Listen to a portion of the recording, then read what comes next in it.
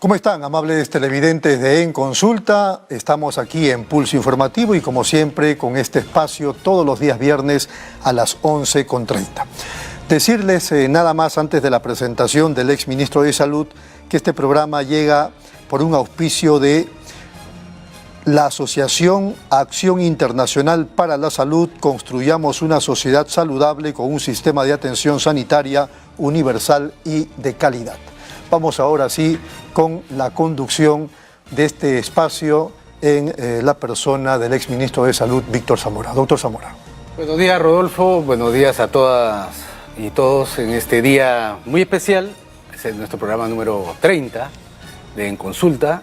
Se da a un par de días de la celebración del Día Mundial de la Salud a nivel internacional. Pero a nivel nacional se da en un contexto especialmente duro para nuestra patria, ya que en estos instantes la presidenta se encuentra dando su testimonial ante la Fiscalía de la Nación por, entre otras graves acusaciones por enriquecimiento ilícito. Y en el caso de lo sanitario, en medio de todavía una rampante epidemia de dengue, que bueno, está golpeando duramente a varios países de la región, incluido el nuestro, donde hemos ya llegado a una cifra de 115.000 afectados con 130 fallecidos. También hay que resaltar que en esta semana se ha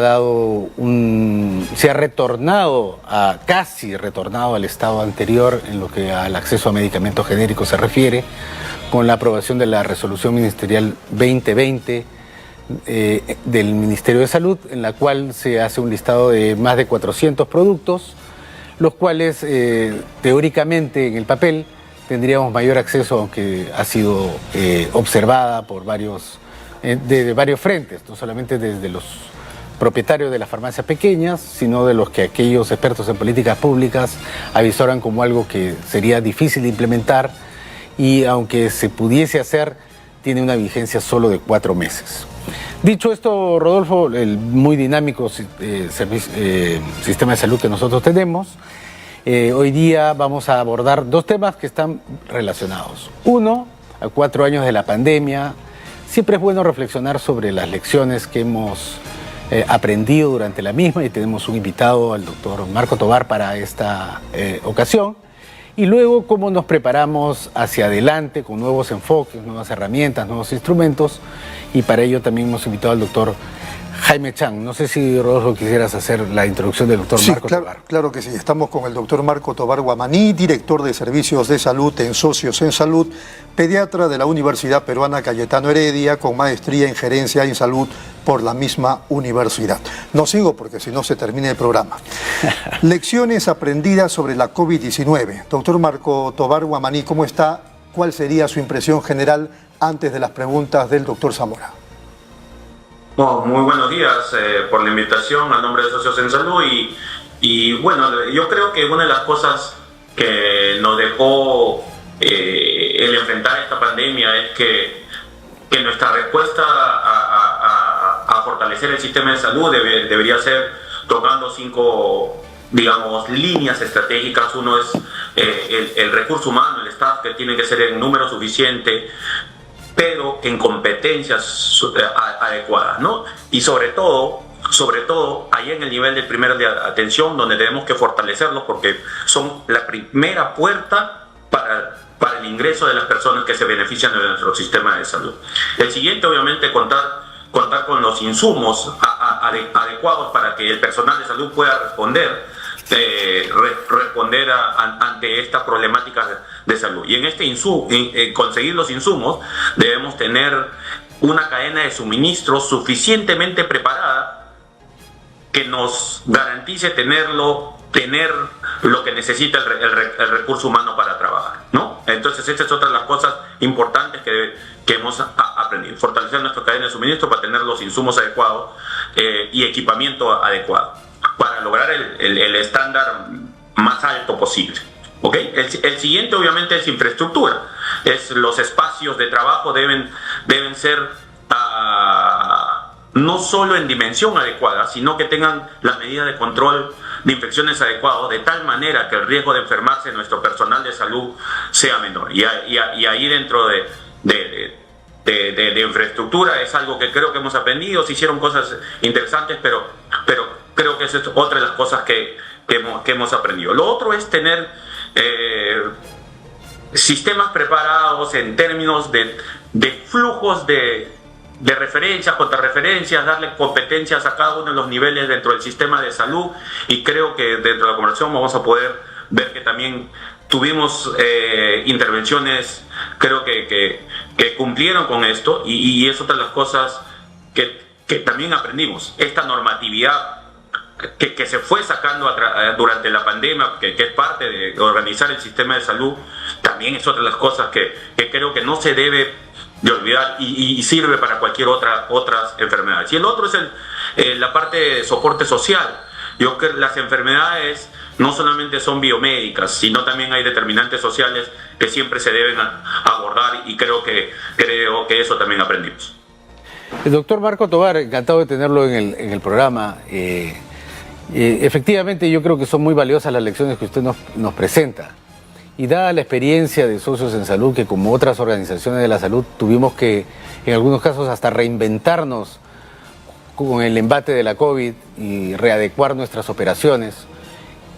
Ahora, 4 años después, ¿usted cree que esas lecciones que ustedes han extraído de esa experiencia han servido para modificar en algo las operaciones actuales del sistema de salud, basado en la experiencia que ustedes tienen localmente?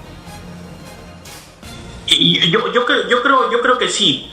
Creo que una de las cosas grandes que hemos aprendido es que ante una nueva emergencia sanitaria no cerraríamos el primer nivel de atención. Y creo que esto está pasando. Más bien lo incluiríamos como un parte fuerte en la respuesta sanitaria que debemos tener ante algún tipo de nuevo problema sanitario de alta envergadura. Entonces creo que esto es claro.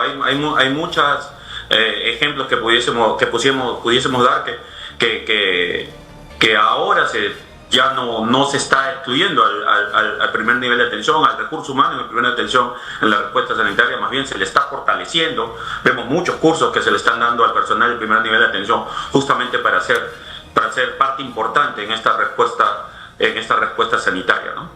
Y los otros elementos que usted mencionó, el soporte logístico, la infraestructura, acaba de mencionar el entrenamiento, entre otros, ¿cómo vamos en ello? Ya que le pregunto por la experiencia de Socios en Salud a nivel local, que trabaja muy directamente con el primer nivel de atención. Bueno, en términos de la capacitación de nuestros recursos humanos, lo mencioné brevemente, pero yo creo que cada vez, si tenemos evidencia, si podemos entrar a la Escuela Nacional de Salud Pública, hay cursos que en los diferentes temáticas que el Perú, digamos, aborda como prioridades. Vemos constantemente en estas capacitaciones que se dan a través del Ministerio de Salud también sobre estas temáticas como el dengue hoy en día y algunas otras. Yo creo que aún tenemos algo más que mejorar en la parte de las cadenas de suministro. Yo creo que ahí todavía tenemos algo pendiente. Entendemos, doctor Zamora, que tenemos una serie de normativas regulatorias que hace que seamos cada vez más flexibles. Creo yo que cuando salen nuestras declaratorias de emergencia deberían salir meses previos, ¿no? Cuando ya se hace el diagnóstico, se hace el plan, y ahí debería salir, porque tenemos que comenzar a ejecutar, pero normalmente nuestras declaratorias de emergencia son muy encima, obviamente, cuando ya aparece el problema, y creo que ahí sí tendríamos que tener algo más que mejorar. Y bueno, en la infraestructura creo que siempre hay un pendiente. Creo que hay todo un plan ahora para reestructurar muchos de estos centros de salud, pero nada, esto es creo que dentro de las necesidades que tenemos como país y pendientes, la mejora de la infraestructura es algo que aún tenemos un gap muy alto, ¿no? Y ustedes saben, doctor Zamora, que esto es difícil, pero creo que estamos en el camino a mejorar esto. Bueno, muchísimas gracias, doctor Tobar. Usted ha sido muy gentil de compartir con nuestra audiencia y con nosotros, por supuesto, las lecciones que ustedes han aprendido y que reafirman la necesidad de invertir más en el sector salud, de modernizar sus operaciones y sobre todo, como usted lo ha resaltado, invertir dentro de la inversión, ponerle énfasis al primer nivel de atención. Muchísimas gracias, doctor Tobar. No sé si usted, Rodolfo, ¿quieres hacer alguna pregunta adicional? No, solamente quería sostener, doctor Víctor Zamora, que se nos había escapado el hecho de que él tiene estudios en la epidemiología por la Universidad de Washington y es integrante de la Unión Internacional contra la Tuberculosis y Enfermedades Pulmonares. Así que en cualquiera de estas semanas lo molestamos. Pero por supuesto, el doctor Tobar es una persona con mucha experiencia, mucho conocimiento, digamos, una persona muy comprometida con la salud pública. Así que será un honor tenerlo nuevamente, doctor Tobar.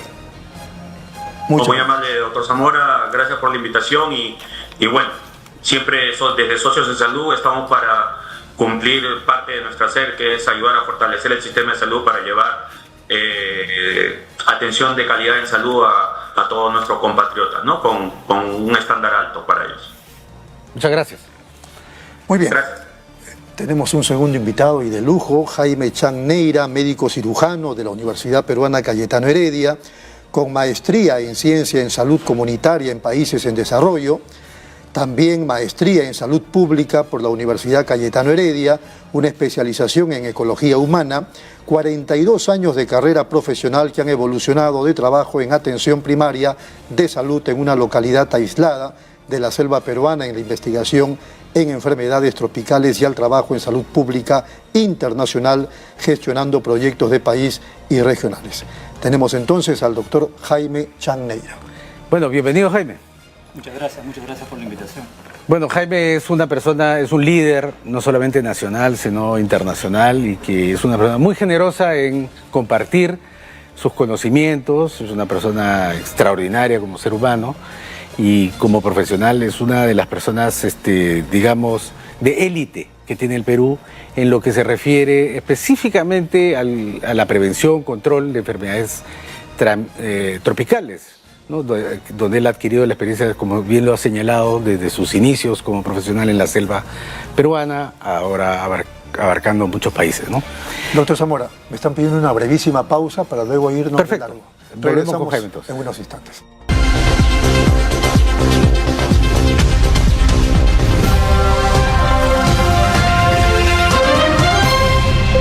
Muy bien, seguimos en consulta, doctor Víctor Zamora. Bueno, Jaime, queremos aprovechar al máximo el tiempo que tenemos contigo, porque hay nuevos enfoques, nuevas formas de entender la salud en el mundo, ¿no? Uno de ellos es este concepto de una salud. ¿Podrías decirnos de qué se trata?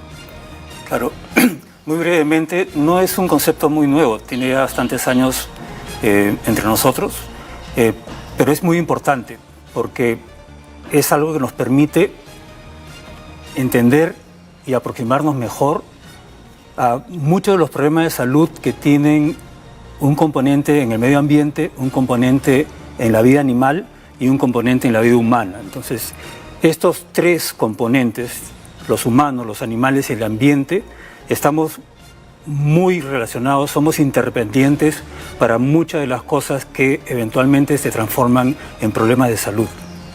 Ahora, cuesta a veces entender cuál es la diferencia de este enfoque con lo que se hablaba del enfoque ecologista, ¿no?, de la salud, o a veces cuesta entender cómo se traduce ese enfoque en la vida cotidiana del trabajador de la salud. Si nos pudieras orientar un poquito con algún ejemplo, quizá.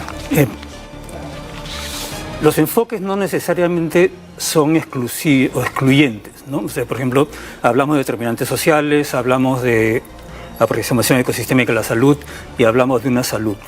Si bien el concepto de una salud se aplica más ahora último, sobre todo porque está asociado al tema de la seguridad sanitaria, a la capacidad para prevenir, detectar y contener epidemias, entonces una salud se asocia mucho a enfermedades transmisibles, infecciosas, pero son conceptos o aproximaciones que se pueden complementar, ¿no?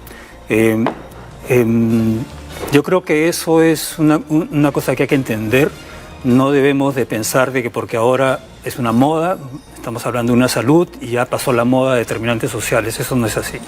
Y ahora, si nosotros pudiésemos usar algún ejemplo para captar la idea de una salud, ¿qué es lo que se te viene a la mente?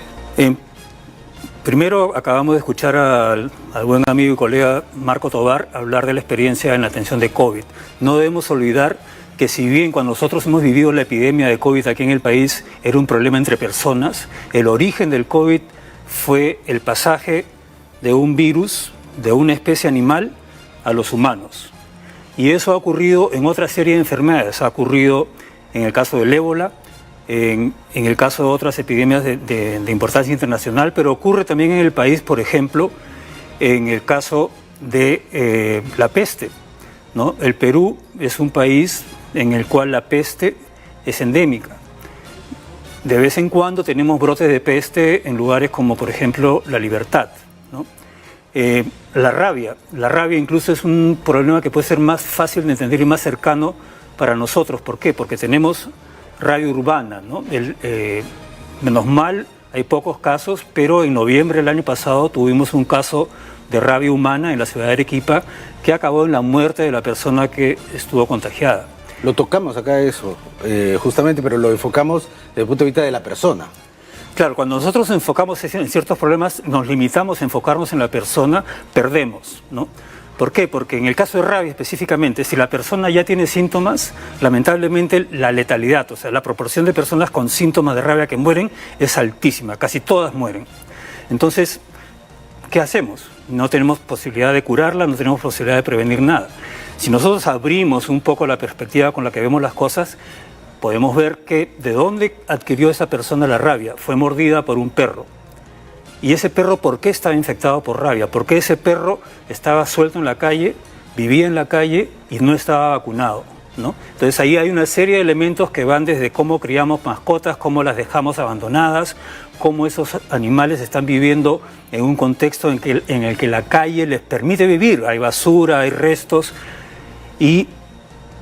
Que no sucede normalmente donde hay saneamiento básico. Correcto, donde hay buen saneamiento, donde hay buenos servicios, eso no ocurre, ¿no? Si ustedes imaginan en un distrito, digamos, con pocos servicios, se ven perros en la calle. Si ustedes se imaginan el escenario en un distrito rico, por decirlo así, no se ven perros sueltos en la calle, no se ven perros callejeros, ¿no? Entonces, ese es un ejemplo, yo creo que fácil de entender. Entonces, si nosotros vacunamos a las mascotas, si nosotros no dejamos que las mascotas estén abandonadas en la calle, si nosotros no facilitamos que el medio ambiente facilite que esas mascotas sobrevivan o vivan en la calle, tenemos otras dimensiones en las que nos van a permitir, sí, prevenir la rabia y no llegar a escenarios ya cuando vemos solamente al paciente, ¿no? Entonces, el enfoque de una salud nos permitiría involucrar mejor a los gobernantes locales y a otros actores y definir mejor sus responsabilidades con respecto a problemas concretos, como Correcto. El de la rabia.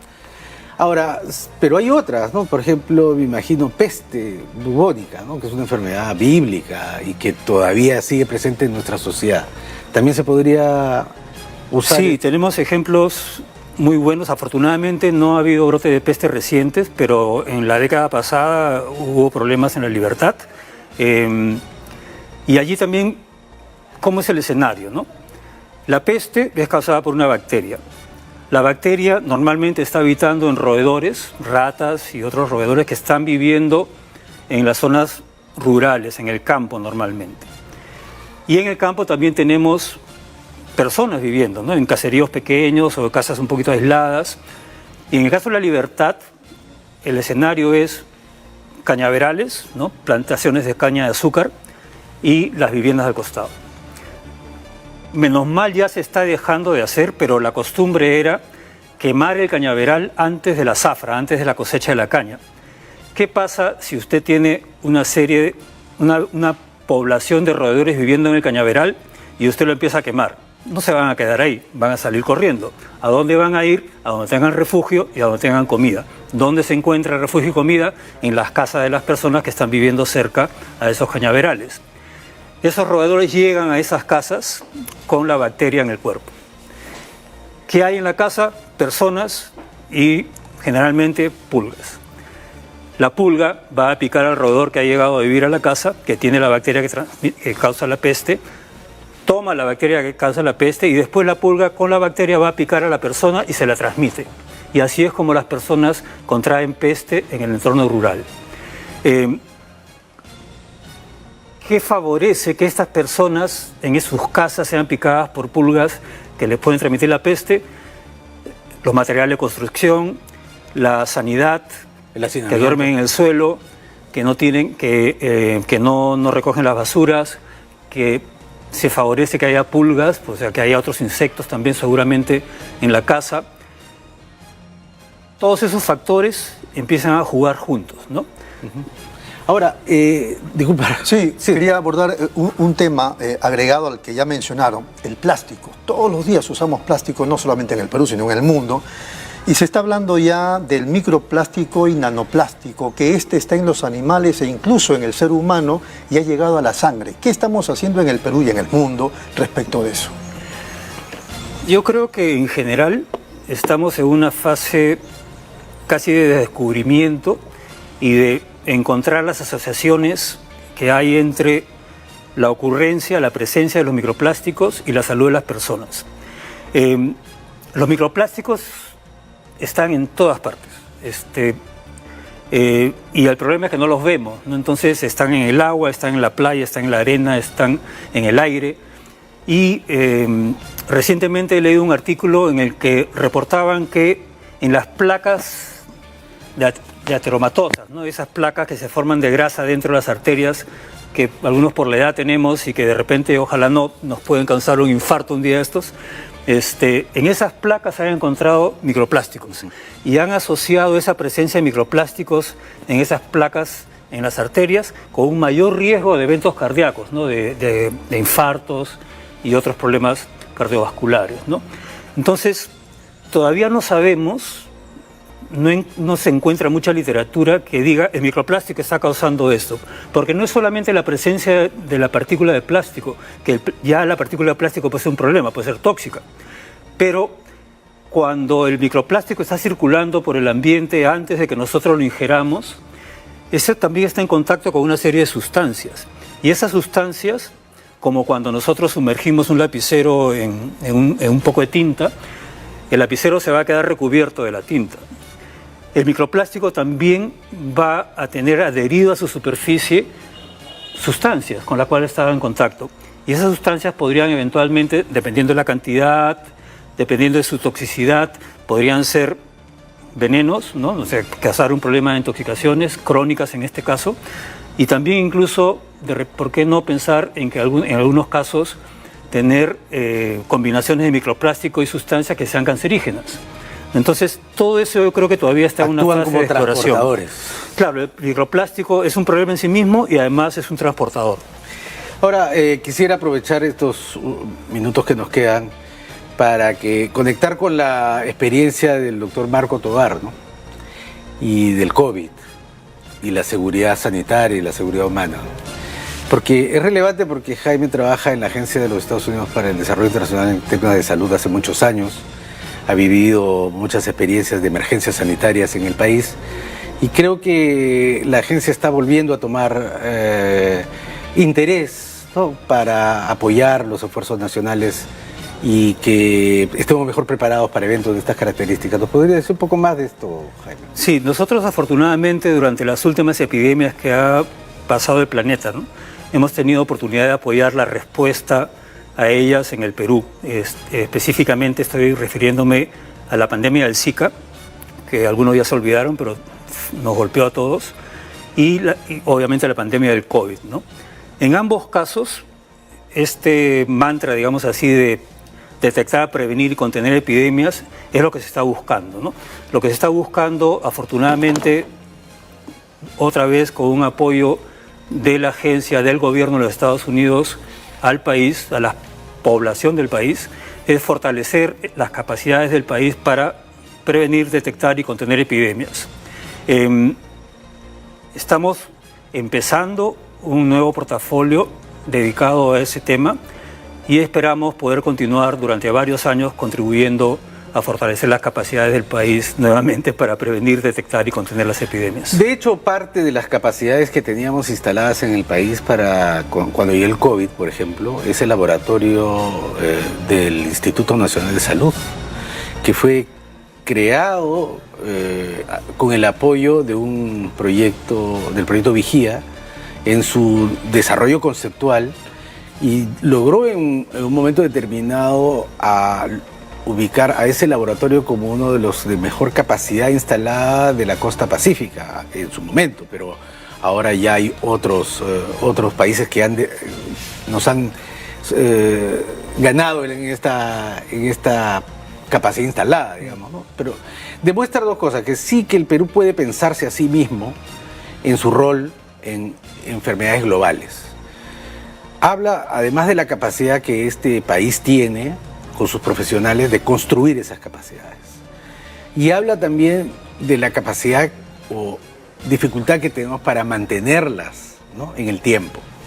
Pero sí se puede hacer, o sea, y las capacidades están en ese ministerio, en nuestras universidades, porque los personajes que vivieron esa época, en la construcción, en el fortalecimiento, en los estudios, en los talleres de capacitación, etcétera, etcétera, han acumulado esa experiencia, tienen ese conocimiento, y está en el arte, ¿no?, y en el liderazgo que tienen las autoridades para identificarlos, rescatarlos de donde están y ponerlos en el lugar que corresponden para, por ejemplo, enfrentar problemas como el dengue. No sé si compartes esa idea en términos institucionales. Sí, pero además me gustaría añadir algo, ¿no?, que tenemos que tener muy en cuenta. Cuando estamos pensando en una salud y en este tipo de temas, sobre todo enfermedades infecciosas, pero también, como acabamos de ver, el tema del microplástico y otros, que puede ser contaminación por metales pesados, por ejemplo, tenemos que pensarlos y tenemos que trabajar de una forma multisectorial.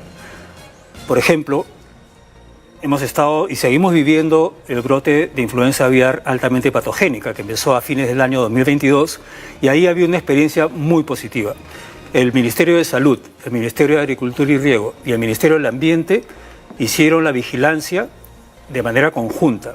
Lo que uno encuentra en la página web del Centro Nacional para la Epidemiología, Prevención y Control de Enfermedades del Perú es una página en la cual se reporta la ocurrencia de influenza aviar de manera conjunta.